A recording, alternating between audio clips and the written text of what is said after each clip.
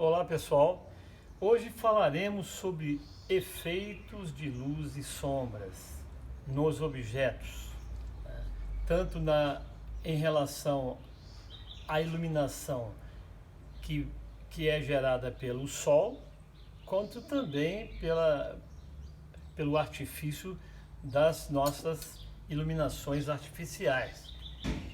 É interessante falarmos sobre essa questão dos efeitos em termos de representação dos efeitos de luz e sombra em relação à representação dos objetos. Vamos dar uns exemplos aqui. Veja bem, se traçarmos algumas formas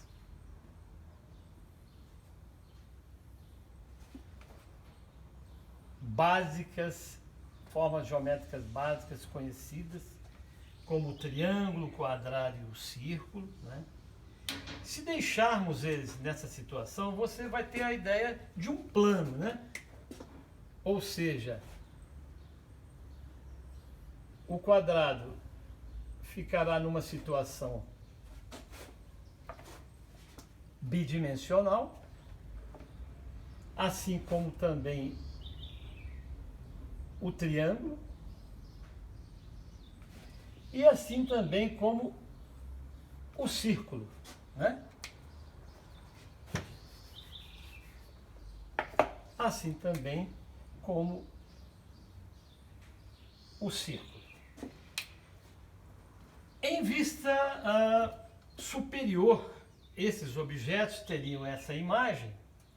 Se nós colocarmos sombras, né, eles já vão dar um destaque, você já vai tirá-lo do piso. Vamos dar um exemplo aqui. Vamos considerar primeiramente formas planas, né? Formas bidimensionais. Ó, como eles são, eu diria que talvez no máximo aqui, você poderia colocar aqui uma mínima espessura, não é? Para que ele obtivesse, obviamente, uma sombra relativa a essa espessura, imaginando, é óbvio, aí eu tenho que já localizar de onde está vindo essa iluminação. Se for o sol, né? Aqui está. Nós vamos imaginá-lo da esquerda para a direita e, obviamente, de cima para baixo. Então você verá que essas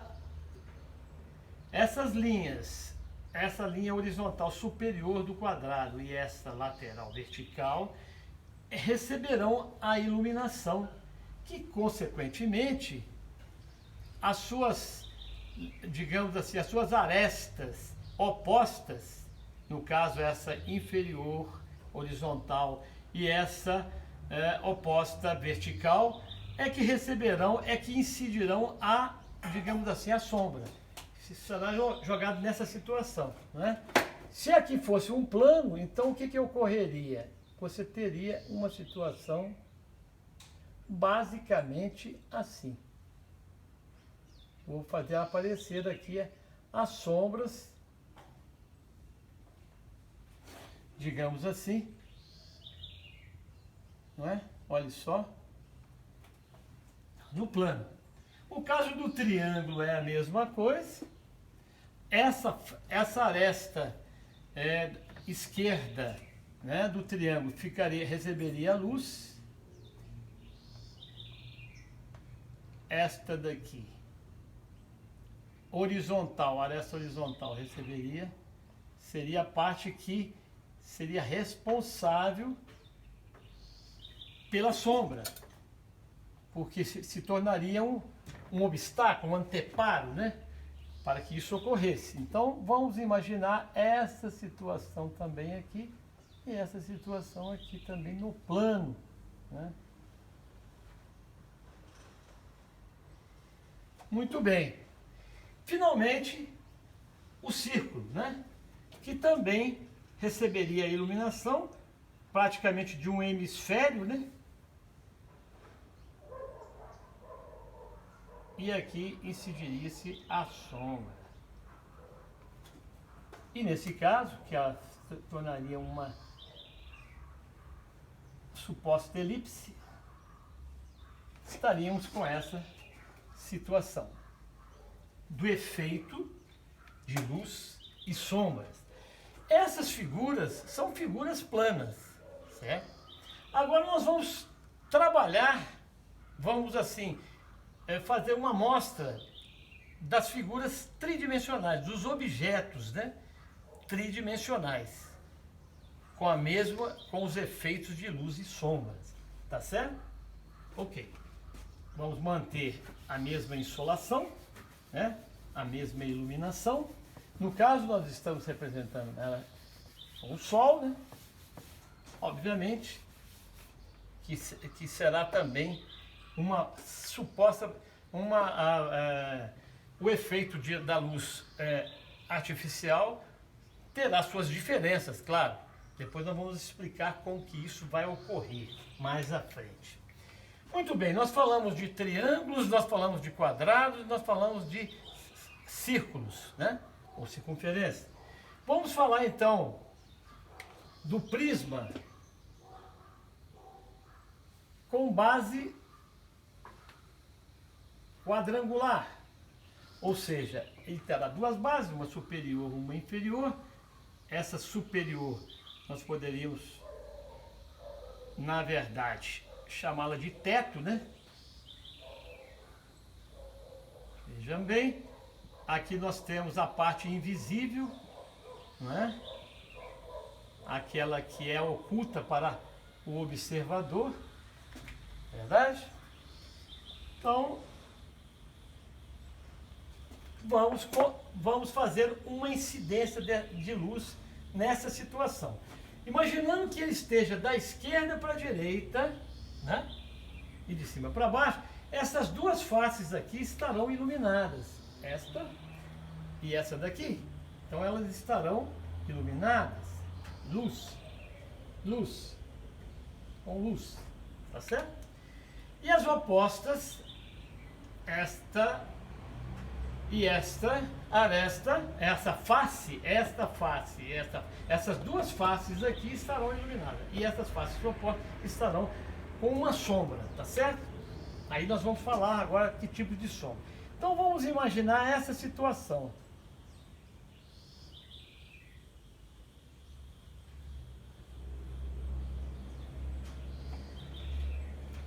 É óbvio que essa sombra aqui, ela pode sofrer várias direções. Nós aqui estamos efetivamente, assim, uma questão estamos iniciando esse processo, passando para vocês. Então vamos imaginar ela da esquerda para a direita numa situação quase que lateral, tá? Então aqui teremos as sombras.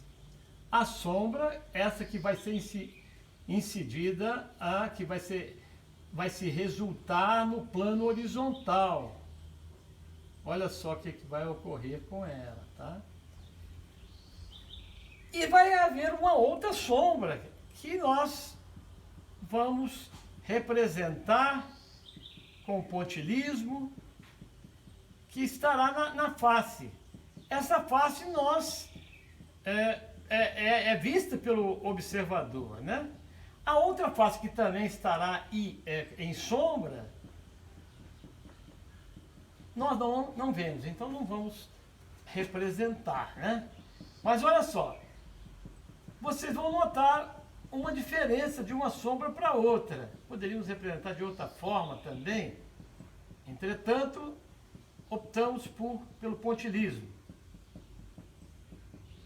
Olha só. Então vocês vão notar que essa sombra que está no piso, né, ela é mais forte, ela é mais definida, suas fronteiras são definidas, viu? Não é? Enquanto que essa daqui é mais tênue, é mais leve. Elas têm, e por esta razão, elas receberão um nome, tá? Eu falei dessa face, tem duas faces aqui, né, pessoal? Tem essa daqui e tem essa daqui que está lá atrás também iluminada. Então, São três faces, essa superior, essa aqui que nós não vemos, essa outra face, e essa daqui que está à nossa vista, à nossa visão. Em termos de sombra, essa face e a outra estará sob luz. Desculpa, sob sombra. Uma sombra que chamamos, que é denominada de sombra natural. Sombra natural. Sombra natural. Enquanto que essa que está no piso, sombra projetada.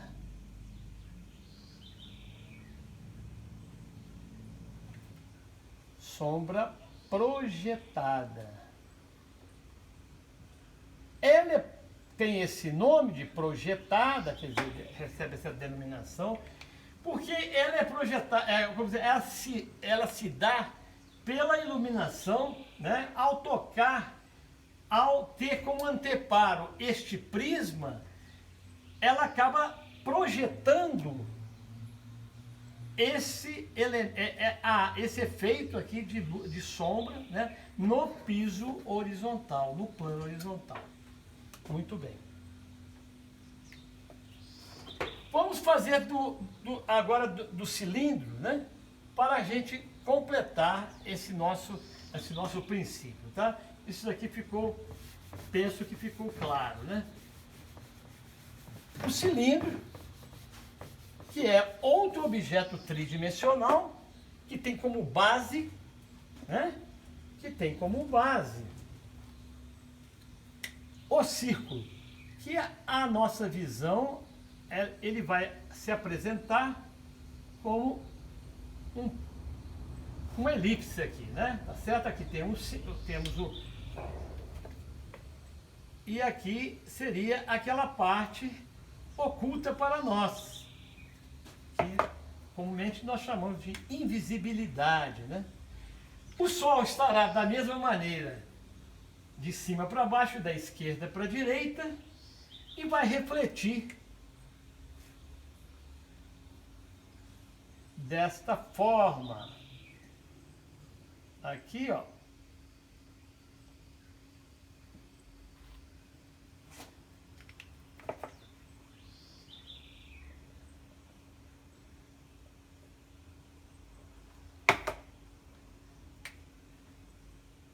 E vai ter o efeito semelhante ao prisma, claro. A parte, digamos assim, da sombra projetada, aqui haverá uma fronteira não muito definida pela sombra natural. Porque a sombra natural tem uma fronteira mais tênue, não muito definida, sabe? Ao você observar esse tipo de efeito, você vai perceber isso. E mesmo essa sombra natural terá nuances diferentes, tá? Às vezes tem partes aqui que são um pouquinho mais escuras, recebe reflexos também do piso, do entorno, sabe? É muito interessante, mas é um assunto para um outro momento, né? Aqui nós estamos sendo um pouquinho mais objetivos. Muito bem, enquanto que a sombra projetada, né, como vocês já foi dito anteriormente, ó, sombra projetada, ela tem uma definição, ela é mais definida, projetada. Você consegue observar suas fronteiras, certo? Enquanto que a sombra natural,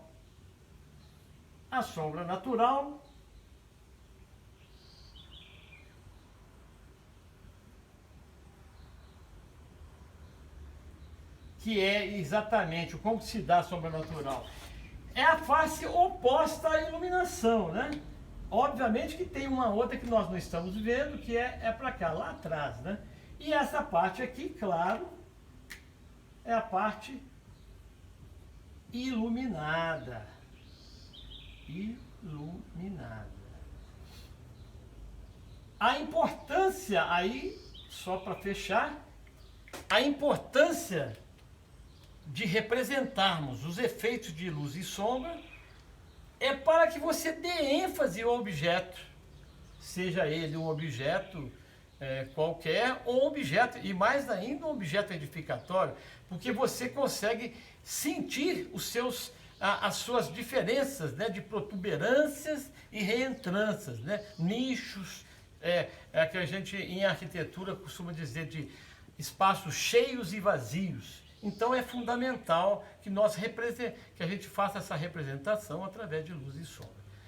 E por agora ficamos aqui.